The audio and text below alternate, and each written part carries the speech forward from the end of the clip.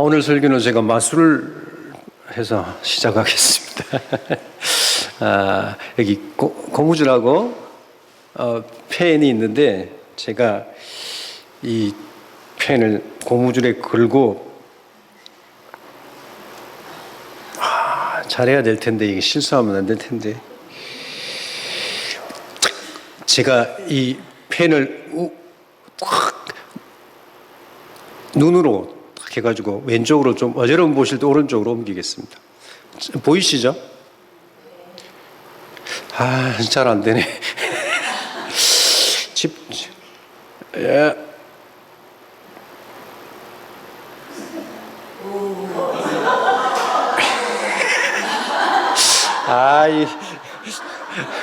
별로 놀라지는 않으시네.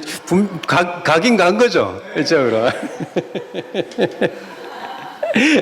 제가 방금 보여드린 건 좀 연습을 해가지고 다른 재료가 있어야 되는데 고무줄이 너무 짧아가지고, 그리고 또 고무줄에 비싼 여러분이 가지고 계신 반지를 딱 끼워서 해야 되는데 제가 어쨌든 이쪽에 있던 펜이 이쪽으로 움직였습니다. 제가 한 마술은 고무줄이 가지고 있는 그런 늘어나면 다시 제자리로 돌아가는 탄성을 이용한 겁니다. 그래서 사실은 이렇게 해야 되는데 제가 요만큼 잡고 당겨가지고 이쪽을 자꾸 놓으니까 이쪽으로 가는 거거든요. 탄성 때문에 탄성을 이용한 과학적 원리죠. 카이스트의 과학향기라고 하는 칼럼에 이런 내용이 있었습니다. 어떤 과학적인 원리가 대중화되기 이전에는 그것이 과학이 아니라 마술로 표현될 수 있는 것이다.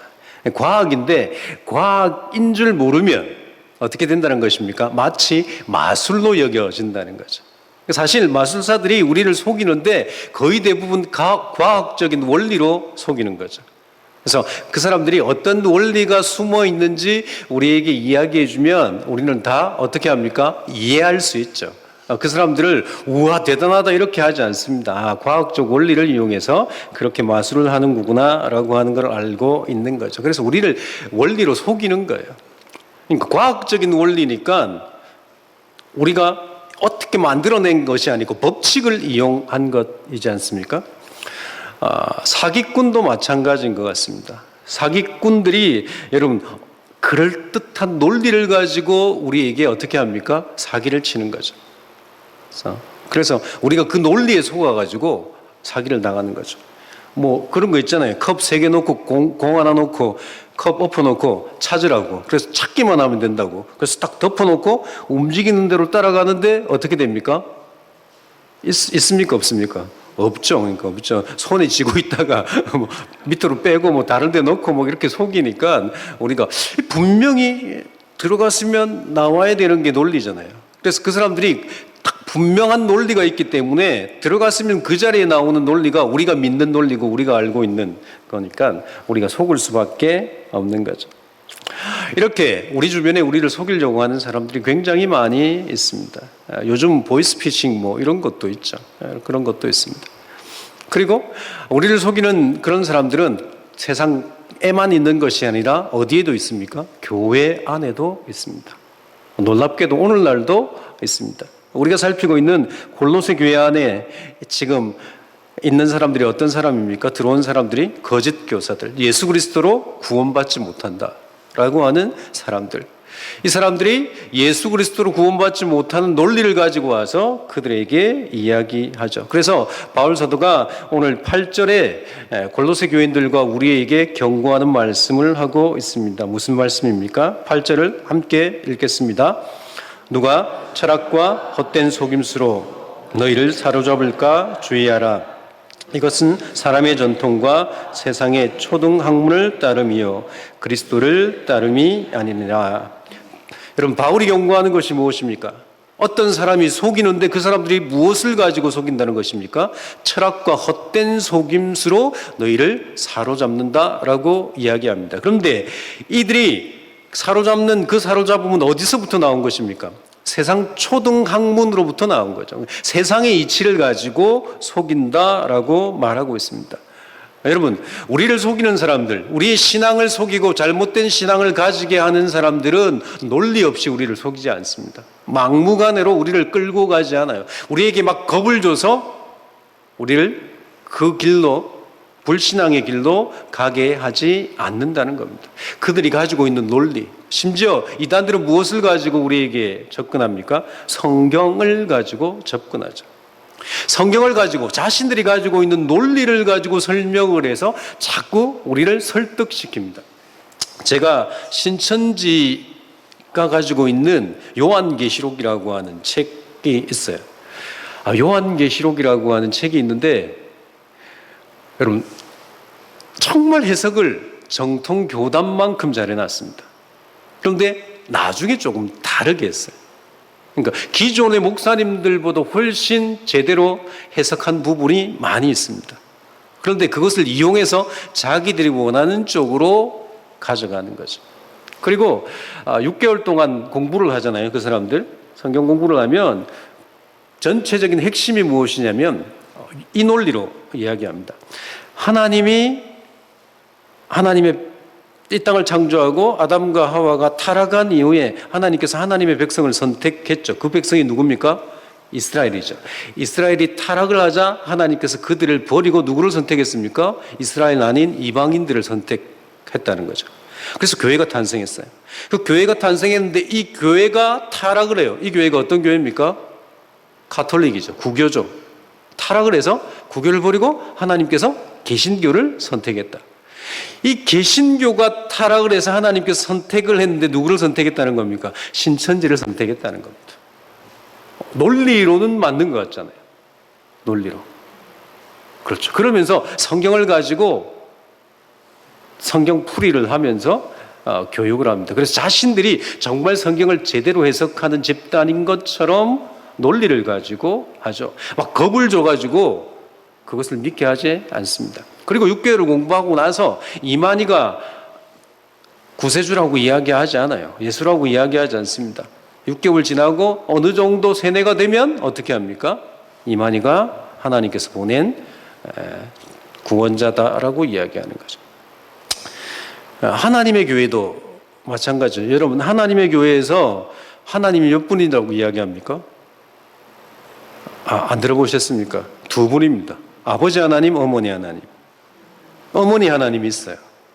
이 어머니 하나님이 어떻게 설명을 하냐면, 여러분, 하나님께서 세상을 창조하실 때 사람을 남자와 여자로 창조하셨습니까? 남자만 창조하셨습니까? 남자와 여자로 창조하셨죠. 우리의 형상대로.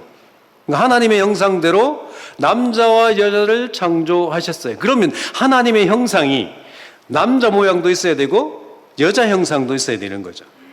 하나님의 형상에 따라 남자와 여자를 창조했으니까. 그렇죠. 그래서 아버지 하나님이 있는데 아버지 하나님을 따라서 남자를 창조했고 어머니 하나님을 따라서 여자를 창조했다는 겁니다. 그럴듯하죠. 전혀 안 넘어오시는데 안심입니다. 이단으로 가지 않을. 그럼 그 형상이라고 하는 것이 모습이 아닌데 그 사람들이 그렇게 이야기합니다. 그렇게 이야기하죠. 근데 논리는 맞잖아요. 들어보면 그런 것 같은데 왜 교회에서는 안 가르쳤지? 분명히 하나님의 형상에 따라 남자와 여자를 창조했다고 하는데 아버지 하나님이 있으면 여자의 형상을 닮은 어머니 하나님이 있지 않아야 될까? 뭐 이런 생각을 갖게 만드는 거죠. 그런데 이런 것들은 다 어디에서 왔다는 것입니까? 세상 초등학문을 따라서 왔다라고 하는 겁니다. 세상의 법칙을 따라서 그들이 설명한다는 거죠. 이 말은 하나님께로부터 오지 않았다라고 이야기합니다. 그래서 세상 욕심을 따르는 모든 것은 그것이 우상이든 어떤 것이든 그것의 중심은 뭐가 있습니까? 욕심이 있습니다. 자기 중심이죠. 사탄이 우리를 속일 때 어떻게 속입니까? 그것을 하면 네가 더 잘 된다라고 하는 겁니다. 더 복 받는다는 겁니다. 더 많은 것을 가진다는 거죠. 더 편하게 산다라고 유혹을 한다는 겁니다. 그런데 여러분, 성경에서 무엇을 복이라고 합니까? 시편에 보면 하나님을 가까이 하는 것이 내게 복이다라고 이야기합니다. 그러니까 하나님이 복이라고 말씀하시는 거죠. 그런데 여러분, 우리가 다니고 있는 교회들, 우리가 신앙생활을 하고 있는 공동체 안에서 우리 교회는 아니지만 여러 교회 가운데 복이 뭐라고 이야기합니까? 예수가 복이 아니고 예수도 복이지만 예수 믿고 어떻게 되는 겁니까? 부자가 되는 것, 잘 되는 것, 성공하는 것, 망하지 않는 것. 그것을 복이라고 이야기합니다. 그래서 많은 돈을 가지고 많은 권력을 가지고 많은 힘을 가지고 그리고 또 건강과 많은 지식을 가지고 있으면 그것이 복이라고 이야기하죠. 그래서 그런 복을 받은 사람이 간증을 많이 해요. 간증을 많이 하죠. 그래서 앉아있는 성도들, 그것을 듣는 성도들에게 어떤 마음을 품게 만듭니까? 아, 나도 저분처럼 열심히 기도했더니, 내가 열심히 성경을 읽었더니, 그리고 내가 교회를 열심히 봉사했더니 부자가 될 수 있겠구나, 이런 생각을 갖게 만드는 거죠. 실패해도 일어설 수 있고 병에 걸려도 나을 수 있겠구나라고 하는 간증을 들으니까 그런 마음이 생기는 거죠. 근데 여러분, 혹시 교회에서 간증하는 간증 중에 예수 믿고 망했다라고 하는 간증을 들어보신 적이 있습니까? 내가 예수 믿은 이후로 점점 세상에서 망해가고 있습니다. 아무도 없습니까? 저는 한번 들어봤거든요. 그런데 뭐 이렇게 교회 앞에서 한 건 아니고 제가 제자 훈련을 하는데 한 집사님이 그러시더라고요. 목사님, 저는 예수를 믿고부터 계속 망해왔습니다. 뭐 이렇게 이야기하시더라고요. 망할 수도 있겠죠. 예수 믿는다고 여러분 가난한 사람이 부자가 됩니까? 부자는 더 부자가 됩니까? 예수 믿는 사람 중에 가난하게 되는 사람은 없습니까? 있죠. 이렇게 이야기하면 또 이렇게 이야기하시는 분들이 있어요. 왜 부자가 되려고 하냐면 내가 부자가 돼야지 내 친척이 내가 아는 사람이 교회 나와서 예수를 믿게 된다라고 이야기하시는 분들이 종종 있습니다. 그렇죠. 목사님, 우리 애가 정말 인류대학에 들어가야 돼요. 기도해 주세요. 왜요? 그렇게 돼야지 정말 우리를 무시하는, 교회 다닌다고 무시하는 우리 친척들이 교회를 나오게 됩니다. 예수를 믿게 됩니다. 이렇게 이야기하는데 여러분, 이 말이 맞습니까? 그럴 수도 있겠죠. 그럴 수도 있을 겁니다. 그런데 저는 거의 없다라고 생각되어집니다. 만약에 여러분 내가 부자가 돼가지고 정말 가난했는데 교회를 열심히 다녀가지고 부자가 됐어요. 그 부자가 된 것 때문에 내가 교회를 가자고 전도해가지고, 전도도 아니죠, 내가 예수 믿으니까 이렇게 부자가 됐어. 가난하다가 부자가 됐다라고 해가지고 그 사람이 따라왔어요. 그래서 그 사람이 교회 등록하고 신앙생활을 시작하고 교회 생활을 합니다.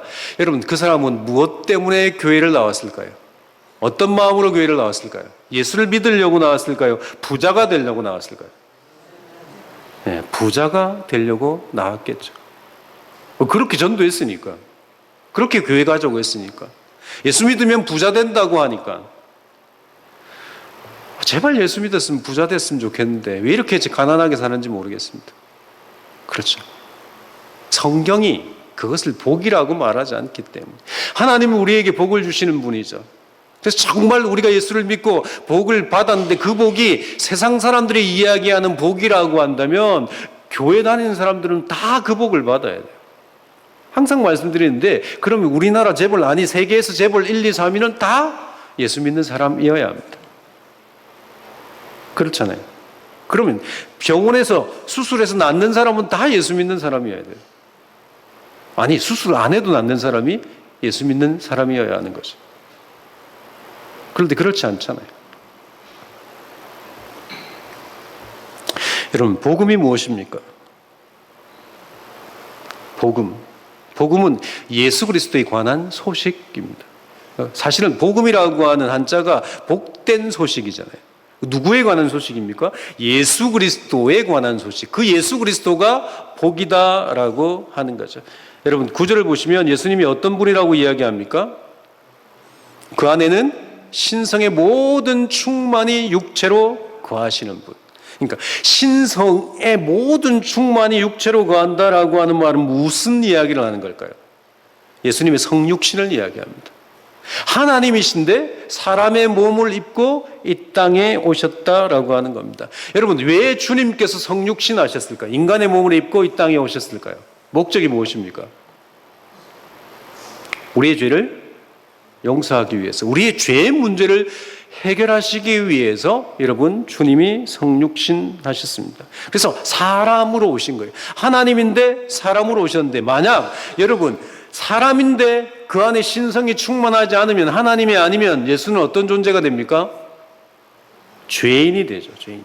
이 땅에 모든 존재하는 사람은 죄인이라고 분명히 성경이 말씀하고 있습니다. 의인은 없고 하나도 없는 거죠.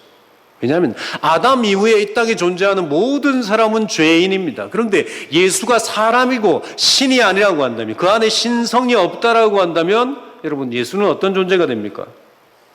우리를 대속할 수 없는, 자기 죄 때문에 죽어야만 하는 죄인이 되는 거죠. 그래서 주님이 이 땅에 신으로 오시고 하나님이신데 인간으로 오신 이유는 저와 여러분의 죄의 문제를 해결하기 위해서 오셨다라고 하는 겁니다. 이 구원의 주님을 10절에서 주님께서, 그 구원의 주님이 우리를 어떻게 충만하게 하신다라고 말씀하십니까? 같이 읽겠습니다. 너희도 그 안에서 충만하여졌으니 그는 모든 통치자의 권세의 머리시니라. 어떻게 저와 여러분이 그리스도로 충만하게 되었습니까? 11절에 답이 있습니다. 11절 같이 읽겠습니다. 또 그 안에서 너희가 손으로 하지 아니한 할례를 받았으니 곧 육의 몸을 벗는 것이요 그리스도의 할례니라. 바울이 뭐라고 하죠? 우리가 그리스도 안에 충만할 수 있었던 것은 손으로 받지 아니한 할례를 받았기 때문이다라고 이야기하죠. 그래서 11절 하반절에 보면 그 할례가 누구의 할례입니까? 그리스도의 할례라고 이야기합니다. 여러분, 그리스도의 할례가 무엇일까요? 예수 그리스도에게 할례는 여러분 십자가의 죽음입니다. 십자가의 죽음. 그리고 또 손으로 하지 아니한 할례를, 그리스도의 할례만 아니라 그 위에 보면 곧 무엇이라고 말하고 있습니까? 육체의 몸을 벗는 것이다 라고 말하죠. 그러니까 손으로 하지 아니하는 할례는 우리가 육체의 몸을 벗는 것이고, 그것이 그리스도의 할례다, 그리스도의 십자가다라고 이야기하는데, 이것은 무엇을 이야기하냐면 그리스도의 십자가를 통해서 우리가 무엇을 벗는다는 것입니까? 육체의 몸을 벗을 수 있다라고 이야기합니다. 그러니까 그리스도의 십자가가 아니면, 십자가의 대속이 아니면 우리는 육체의 몸을 벗을 수 없다라고 하는 건데, 여러분 사실 육체의 몸을 벗는다고 하는 말이 무엇일까요? 육체에서 벗어나는 건 어떻게 하면 벗어날 수 있습니까? 죽을 수밖에 없죠. 죽을 수밖에 없죠. 근데 여기서 말씀하시는 육체의 몸을 벗는다라고 하는 것은 우리가 죽는다라고 하는 의미이지만 육체의 죽음이 아닙니다. 육체의 죽음이 아니고 옛사람, 영적인 죽음, 옛사람을 벗어버리고 새 사람을 입는다라고 하는 의미이죠. 그래서 예수 그리스도의 십자가를 통해서 저와 여러분은 옛사람이던 죄인을 벗어버리고 다시 어떻게 됐다는 것입니까? 의인의 옷을 입고 하나님의 백성이 되었다라고 하는 거죠. 그러면 여러분, 우리가 주님의 십자가로 육신의 몸을 벗는데, 그렇다고 한다면 예수의 죽음은 무엇을 뜻할까요? 예수의 죽음은 우리에게 어떤 의미입니까? 13절부터 우리 15절을 같이 읽겠습니다. 또 범죄와 육체의 무할례로 죽었던 너희를 하나님이 그와 함께 살리시고 우리의 모든 죄를 사하시고 우리를 거스르고 불리하게 하는 법조문으로 쓴 증서를 지우시고 제하여 버리사 십자가에 못 박으시고 통치자들과 권세들을 무력화하여 드러내어 구경거리로 삼으시고 십자가로 그들을 이기셨느니라. 아멘. 예수 그리스도의 십자가의 죽음은 무엇입니까? 저와 여러분의 모든 죄를 사하는 사건입니다. 왜 그렇죠?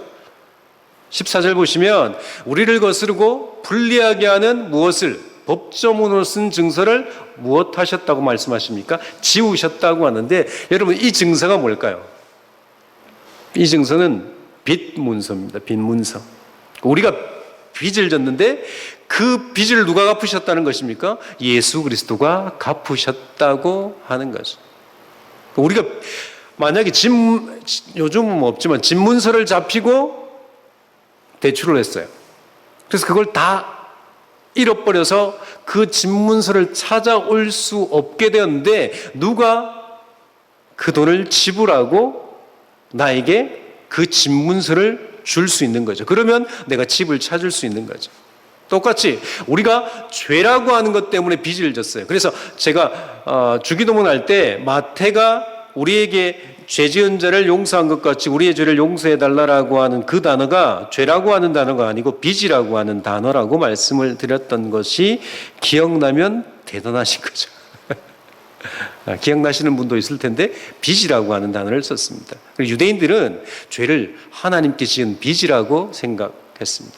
그 빚을 누가 갚아주신 것입니까? 예수 그리스도께서 십자가의 대속을 통해서 빚을 갚아주시고 탕감해 주시고 우리를 구원하신 거죠. 우리의 죄를 해결하셨습니다. 그래서 더 이상 우리는 통치자들, 사탄의 아래, 권세 아래 있지 않게 하나님께서 만드셨다라고 하는 겁니다. 그래서 모든 권세의 머리가 예수 그리스도라고 말씀합니다. 그래서 주님의 대속의 은혜로 저와 여러분이 믿음을 가지게 되었고 새 사람을 입고 옛 사람을 버렸다라고 하는 것입니다. 그래서 우리가 하나님의 백성이 되었고 하나님의 종이 되었습니다. 여러분 초대교회 때 예수를 믿으면 지금도 그렇지만 예수를 믿으면 하는 의식이 있습니다. 무엇이겠습니까? 예수 믿으면 하는 의식. 네, 세례 받는 거죠. 세례. 예수 믿으면 초대교회는 교육을 받고 세례를 받았어요. 여러분 세례라고 하는 것이 무엇이냐면 입교의 의미가 있습니다. 그래서 유아 세례를 받은 사람들은 적당한 나이가 되면 일정한 나이가 되면 무엇을 합니까? 입교하죠. 입교. 그러니까 입교라고 하는 것이 무슨 뜻이냐면 교회에 들어온다는 겁니다. 정식으로 교인이 되는 거예요. 그러니까 유아세례 교인은 정식 교인이 아닙니다. 그래서 투표권도 없고 무엇도 없습니까? 성찬에 참석할 수도 없는 거죠. 그래서 세례받은 사람, 공동회에 참석할 수 있는 사람이 누굽니까? 등록하고 세례를 받은 교인이죠. 세례받지 않은 교인은 공동회에 참석할 수가 없습니다. 교인이 아니기 때문에. 정확하게 법적으로 따지면 교인이 아닌 거죠. 초대교회부터 시작된 거예요. 그러니까 세례를 받는다라고 하는 것은 내가 교인이 되겠다라고 하는 건데 내가 그 교회에 들어가겠는데 그 교회가 고백하는 신앙이 무엇입니까? 예수가 그리스도라고 하는 고백이죠. 그래서 세례받는 것은 예수가 그리스도라고 하는 것을 믿는 거예요. 그것을 온 교인들 앞에서 공식적으로 내가 인정하고 교인들도 저 사람이 예수 믿는 사람, 예수를 그리스도로 믿는 사람이다라고 인정하는 예식이 성례식이라는 겁니다. 세례식이라고 하는 거죠. 그래서 세례라고 하는 것은 예수를 그리스도로 믿는 사람이 받는 것입니다. 그래서 세례를 통해서 고백되는 믿음을 12절에서 기록하고 있는데 여러분 12절을 함께 읽겠습니다. 너희가 세례로 그리스도와 함께 장사되고 또 죽은 자들 가운데서 그를 일으키신 하나님의 역사를 믿음으로 말미암아 그 안에서 함께 일으키심을 받았느니라. 여러분 세례받는 믿음, 예수를 그리스도라고 믿는 믿음은 무엇입니까? 예수와 함께 내가 죽고 예수와 함께 다시 산다라고 하는 겁니다. 그래서 예수의 십자가의 죽음과 함께 예수가 부활할 때 우리도 부활했다라고 하는 신앙, 그 신앙이 있는 사람만 무엇을 하는 겁니까? 세례를 받는 거죠. 여러분 예수를 믿는다고 하는 것은 내가 예수와 함께 죽었다라고 하는 걸 인정하고 또 예수와 함께 살았다라고 하는 것을 인정해야 됩니다. 이것이 신학적으로 무엇이라고 이야기하냐면 예수의 죽음과 부활은 대신적 내포적 죽음과 부활입니다. 좀 어렵죠? 대신적 내포의 죽음과 부활. 그러니까 대신은 쉬워요. 나를 대신해서 죽으셨고 나를 대신해서 부활하셨다라고 하는 것은 우리가 잘 알고 있습니다. 그런데 여기에 뭐가 있다는 겁니까? 내포적 죽음과 부활이 있다. 무슨 말이냐면 예수가 죽을 때 그 죽음에 저와 여러분의 죽음이 포함되어져 있다라고 하는 겁니다. 우리가 같이 죽었다는 거예요. 예수가 부활할 때 예수만 부활한 것이 아니라 예수와 함께 죽었던 우리가 어떻게 했다는 것입니까? 다시 예수와 함께 부활했다라고 하는 겁니다. 그래서 예수의 죽음에 우리의 죽음이, 예수의 부활에 우리의 부활이 내포되어져 있다, 포함되어져 있다라고 하는 겁니다. 이것이 예수의 죽음과 예수의 부활에 우리가 같이 죽고 같이 살고 예수가 우리를 대신해서 죽고 예수가 우리를 대신해서 산 삶이 같이 포함되어져 있다라고 하는 거죠. 근데 만약 우리가 예수가 대신 죽고 대신 부활했다라고 하는 것만 알고 있으면 우리가 신앙생활을 제대로 할 수가 없습니다. 왜냐하면 예수가 나를 대신해서 죽으셨기 때문에 내 죄가 용서됐어요. 예수가 나를 대신해서 부활하셨기 때문에 나도 그 영원한 천국에 나중에 완전한 천국에 갈 수 있다라고 하는 신앙으로 사니까 예수 믿고 천국 가는 것이 정해져 있다라고 믿어버리는 거죠. 정해져 있긴 정해져 있는데 확실하다고 믿는 겁니다. 그런데 예수를 믿는 믿음에는 무엇까지 포함되어져 있습니까? 내포의 죽음과 부활이 포함되어져 있다는 거죠.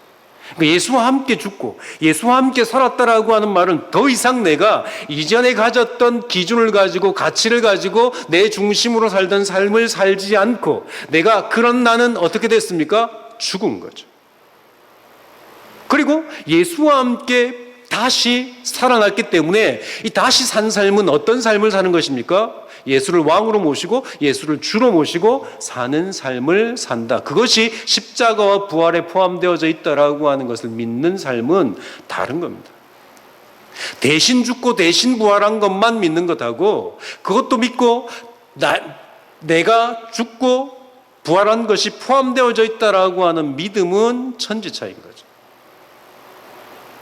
이 믿음을 가진 사람이 무엇을 하는 겁니까? 세례를 받는 거예요. 세례를. 그래서 제가 저희 애들이 입교를 할 때 그것을 확인했어요. 세례의 의미가 뭔지 아냐? 입교. 그러니까 입교를 받는다고 하는 것 무슨 의미인지 아냐고 제가 물었습니다. 그러면서 제가 가르쳤죠. 네가 이제 더 이상 너의 주인이 아니고 하나님이 너의 주인인 거야. 그래서 하나님이 너의 주인이기 때문에 주인의 원함대로 살기 위해서 필요한 것이 말씀을 읽고 기도하고 그분의 뜻을 구하는 거다. 이제 그렇게 살겠다라고 작정하고 그것이 그렇게 인정되어지면 네가 내일 와가지고 입교를 하고 그렇지 않으면 안 해도 괜찮다. 아빠가 부목사지만 명단이 올라갔지만 안 해도 괜찮다라고 이야기를 했습니다. 중요하죠. 세례를 받고 입교를 하면 이제 더 이상 내가 주인이 아니고 하나님이 주인이시고 주님이 나의 왕이시다라고 하는 고백을 하는 거예요. 그래서 그 왕이신 주님께서 나에게 어떤 삶을 원하시는지 알아야 되기 때문에 어떻게 합니까? 그분이 원하심이 무엇인지 그분 앞으로 가서 성경을 펼치고 기도를 통해서 하나님의 뜻을 알고 그리고 또 기도를 통해서 그 뜻에 따르기 위해서 나를 날마다 쳐서 복종하는 삶을 살아가는 거죠. 그래서 예수 믿는 사람에게 말씀과 기도의 삶이 없으면 제대로 살지 않는 거죠. 여러분, 기도하지 않고 성경을 읽지 않고 우리가 하나님의 뜻대로 살 수 있습니까? 말씀 읽지 않고 기도하지 않으면 우리는 누구의 뜻대로 살려고 합니까? 자꾸 우리의 뜻대로 살려고 하죠. 내 욕심대로 살려고 해요. 목사여도 그렇게 삽니다. 그래서 욕을 먹는 거잖아요. 뉴스에 나오고 목사인데 뉴스에 나오는 사람들이 그런 사람들이죠. 뉴스에 나오지 않지만 정말 훌륭했던 목사님들이 말년에 이상하게 바뀌는 목사님들, 돈을 좋아하는 목사님으로 바뀌는 것들을 여러분 보시지 않으셨습니까? 들으시지 않으셨어요? 왜 그럴까요? 죽었다라고 하는 것. 예전에 자기는 죽었다라고 하는 것을 잊어버렸기 때문이죠. 예수 안에서 부활했고 예수 안에서 산다, 예수와 함께 산다라고 하는 것을 모르기 때문에 그렇습니다. 그래서 내포적 죽음과 부활을 모르면 우리는 예수 믿고 겉모습은 예배당에 나와서 기도하고 예배를 드리고 그리고 또 교제도 하고 전도도 하겠지만 그렇지만 실제 우리의 삶에는 어떻게 산다는 것입니까? 내 욕심대로 사는 거죠. 교회에 있는 시간 그리고 기도하는 시간, 종교 생활을 하는 그 시간은 그렇게 하는 것처럼 보이지만 밖에 나와서 가정에서는 자기가 원하는 대로 살고 자기가 원하는 가치를 가지고 아이를 키우는 거죠. 그러니까 여러분, 우리의 자녀들이 신앙을 갖기가 쉽지 않습니다. 두려운 거죠. 제가 아이들을 키우면서 그것이 걱정이었어요. 나의 모습 때문에 혹시 얘들이 신앙을 갖지 못하면 어떨까? 왜냐하면 예전에 목사님 자녀들 중에 예수를 안 믿는 사람들이 제법 있었습니다. 제법 있었어요. 설교를 하고 교회에서 사역을 하는데 집에 오면 설교하는 것하고 다르게 다른 가치를 가지고 교육하는 거죠. 그렇죠. 교회에서는 거룩한 척 하는데 밖에 나와서 불법을 하고, 그러면 애들이 보면서 무슨 생각을 하겠습니까? 그래서 정말 내가 예수와 함께 죽고 예수와 함께 다시 살았다. 이전 나는 죽고 주님 안에서 새 피조물이 되었다라고 하는 사실을 기억하면 새로운 삶을 살기 위해서, 그러니까 하나님의 백성으로 사는 삶을 살기 위해서 하나님의 뜻, 하나님의 방법, 하나님의 원하심을 날마다 들으려고 하는 거죠. 그리고 그 뜻을 알면 그렇게 살기 위해서 하나님 앞에 기도하는 삶을 사는 거죠. 그래서 여러분, 기도는 계속 강조드리지만 하나님의 뜻대로 살기 위해서 기도하고, 그렇게 살지 못했기 때문에 하나님께 은혜를 달라고, 하나님이 붙잡아 달라고 하나님 앞에 나와서 간구하는 시간입니다. 예전에 말씀드렸나요? 어떤 목사님이 이렇게 말씀하셨죠. 기도라고 하는 것. 이 목사님도 좀 바뀌셔가지고 제가 이름을 말씀드리기가 그래요. 하여튼 신앙이 좋을 때, 믿음이 좋을 때 이분이 그렇게 이야기했습니다. 기도는 하나님을 설득하러 나왔다가 내가 설복당하는 시간이다. 우리의 뜻을 가지고 하나님 앞에 나오지만, 그렇지만 기도를 하면서 하나님의 뜻이 무엇인지 알고 내가 내 욕심을 내려놓는 시간이 기도 시간이 되어야 한다는 겁니다. 그런데 여러분, 교회 안에 어쩌면 강단에 선 사람들을 통해서 우리가 속고 살 때가 많이 있습니다. 성경을 가지고 설교한다고 하시는 분들이 무엇을 이야기합니까? 예수 믿으면 복 받는다는 거죠. 목사한테 잘하면 복 받는다는 거예요. 교회 열심히 충성하면 하나님께서 다 잘되게 해준다라고 하는 겁니다. 여러분, 그것이 가능할까요? 교회의 시간을 다 투자하면 어떻게 자기 일을 할 수가 있습니까? 그렇죠. 열심히 공부해야 될 학생이 교회 시간을 다 투자하면 여러분 시험을 잘 칠 수 있습니까? 예전에 그런 이야기, 간증이 있었어요. 열심히 교회 일을 했는데 시험 치러 갔는데 하나님이 답을 다 가르쳐 줘가지고 적는 대로 다 적었더니 합격을 했다. 여러분, 이것은 축복이 아니고 저주죠. 왜 그러냐면요, 성적이 좋은 학생들하고 같이 학교를 다니면, 대학을 다녀보시면 이해도가 달라요. 제가 이해를 못해요. 성적이 낮은 제가 성적이 높은 친구들하고 시험을 치면 점수가 안 나와요. 제가 아는 목사님의 조카 중에 서울대 의대를 나온 친구가 있습니다. 부산에 있는 해운대에 있는 해운대 여고에 전교 1등을 하던 친구인데, 그 친구가 의대를 가고 나서 부모가 다 교사였거든요.